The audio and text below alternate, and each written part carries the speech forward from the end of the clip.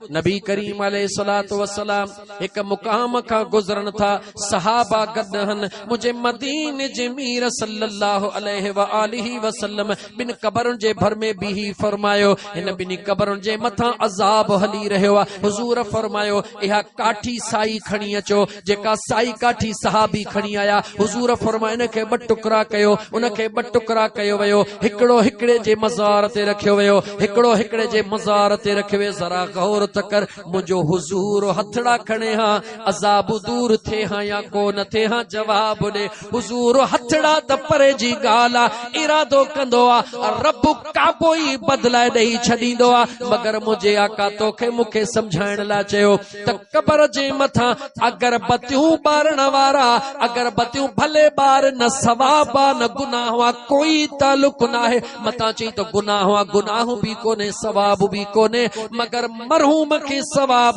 Cover वारे खे अजर ऐं अज़ाब में छोटकारो उन सूरत में थींदो आ जेका ज़िंदह शइ रखी वेंदी आ या ज़िंदह शइ जे कम अचण वारी शइ रखी वेंदी आ। चांवरनि खे तो रखी छॾियो, पखियुनि चे खाधो, उहे खाईंदा बि वेंदा, ज़िक्र कंदा बि वेंदा, कबर वारे जो छोटकारो थींदो वेंदो। महबूबन करीमन अलैहिस्सलातु वस्सलाम जी हदीस तवीला। हुजूर अॻिते हलिया, सहाबा अर्ज़ कयो या रसूल अल्लाह मामलो छा आहे? पाण फरमाए बिन कबरुनि जे मथां हल्को अज़ाब हुयो, अगर उहे चाहिन हां अज़ाब खां बची वञन हां, मगर उन्हनि कोन चाहियो। कीअं खोलिया हदीस खे, तवील हदीस आ। मुंहिंजो महबूब सल्लल्लाहु अलैहि व आलिहि वसल्लम अज़ाब भी ॼाणे पयो, जंहिं ॻाल्हि जे करे अज़ाब उहो हाल भी मुंहिंजो मुस्तफ़ा ॼाणे पयो। सहाबा अर्ज़ कयो या रसूल अल्लाह कहिड़ी नंढड़ी ॻाल्हि हुई जंहिंजे मथां नंढड़ो अज़ाब? हुज़ूर फरमायो हिकिड़े जी आदत हुई त जिते गिला थींदी हुई, गिला कंदो न हुयो पर उन गिला वारी कचहरीअ में वेहंदो हो। जीअं असांजो नौजवान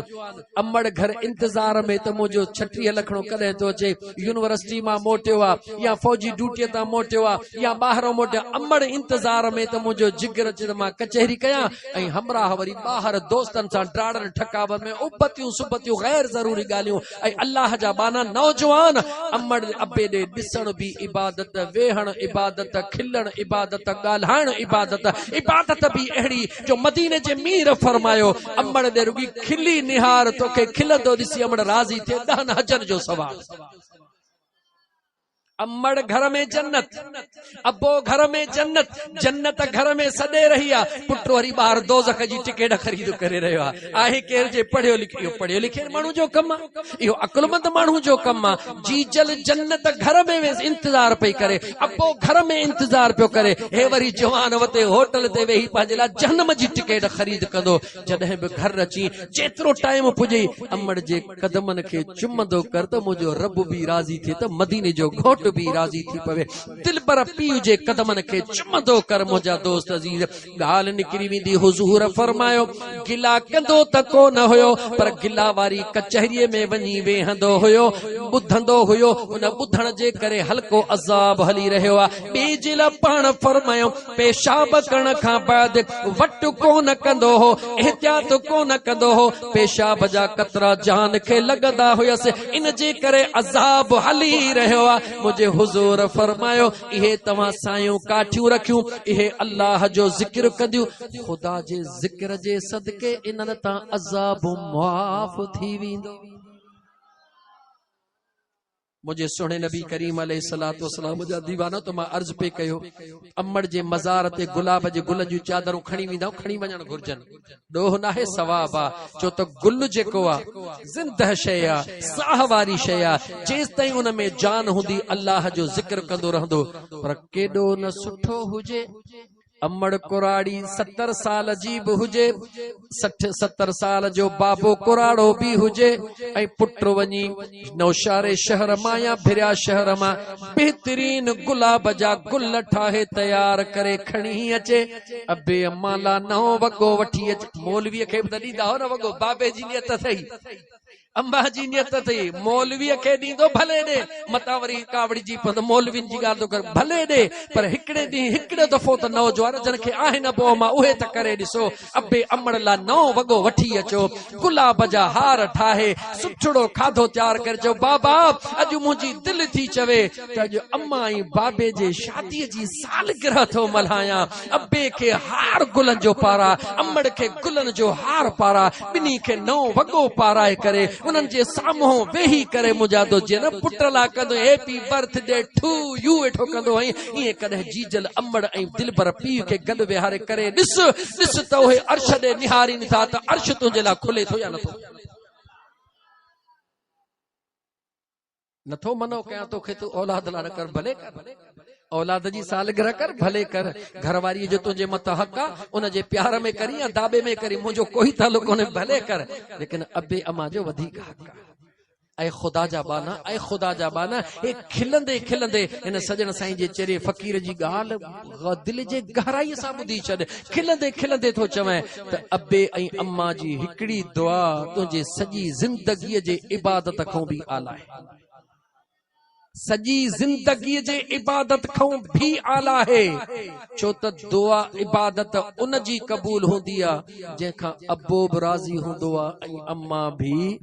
राज़ी हूंदी आहे टाइम ओवर थींदो थो वञे मुंहिंजा दोस्त ॻोठ में कज़ियो बि थियल आहे 5:15 थी विया नमाज़ बि टे पहिरीं असां कोन पढ़ी आहे बस मां मोटी थो अचां साॻे मौज़ूअ ते त मुंहिंजा दोस्त अज़ीज़ ईसाले सवाब जे दुआ जे लाइ पे अर्ज़ कयुमि त अल्लाह फरमाए उदउनी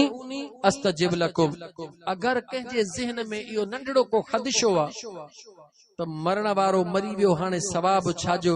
मुंहिंजा दोस्त इहा तुंहिंजी भुल आहे जंहिंजो मां अकुली दलील तोखे ॾींदो हलां अगर मरण खां बाद सवाब नथो मिले त मां तोखां सवाल थो कयां त जनाज़े जी निमाज़ मरण खां पोइ पढ़बी आहे मयत जी या जेरे जी पढ़बी आहे जवाब ॾियो ॻाल्हाए थोरो ॻाल्हाईंदा अचो मरण खां पोइ पढ़बी आहे ऐं छा चइबो दुआ वास्ते हिन हाज़िर